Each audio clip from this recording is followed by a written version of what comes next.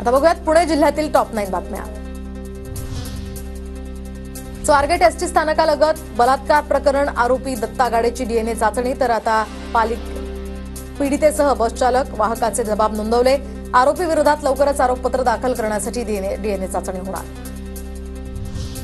पुण्यातील 79 ठिकाणचं पाणी पिण्यास अयोग्य, राज्य आरोग्य प्रयोगशाळेकडून तपासणी। तर पुणे पिंपरी चिंचवड महापालिकांसह खडकवासला परिसरातील पाणी नमुन्यांचा आता यामध्ये समावेश। पुण्यातील पेठांसह अन्य भागातील पाणी पुरवठा विस्कळीत। दांडेकर पूल परिसरातील जलवाहिनी फुटल्यामुळे दुरुस्तीचं काम हाती घेण्यात आलंय। पाणी पुरवठा आज पूर्ववत होणार।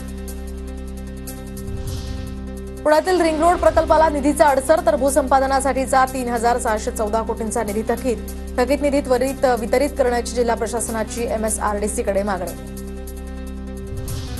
सिंहगड किल्ल्याच्या संवर्धनासाठी आता येत्या 15 दिवसात बैठक घेणार। सांस्कृतिक कार्यमंत्री आशिष शेलार यांची माहिती। पर्यटकांसाठी गडावर पुरेशा सुविधा उपलब्ध करून देण्यासंदर्भात यामध्ये चर्चा होणार। पुणे पोलिसांच्या आर्थिक गुन्हे शाखेत MPID या विशेष कक्षाची स्थापना होणार। गुंतवणूकदारांच्या फसवणुकीचे गुन्हे लवकरात लवकर निकाली लावण्याचे यातनं प्रयत्न। ठेवीदारांना यामुळे मोठा दिलासा मिळणार। पुण्यात तापमानाचा पारा आता 41 अंशांवर। तापमानानं उच्चांक गाठल्यामुळे पुणेकर उकाड्यानं हैराण। मंगळवारी कोरेगाव पार्क परिसरात 41 अंश तापमानाची नोंद। पिंपरी चिंचवड शहरातील बन हॉस्पिटलचा आता मुद्दा पुन्हा ऐरणीवर। तर हिंजवडीमध्ये ट्रॅव्हलर बसच्या आगीत जखमी व्यक्तींना उपचारासाठी बन वॉर्ड नसल्यामुळे गैरसोय।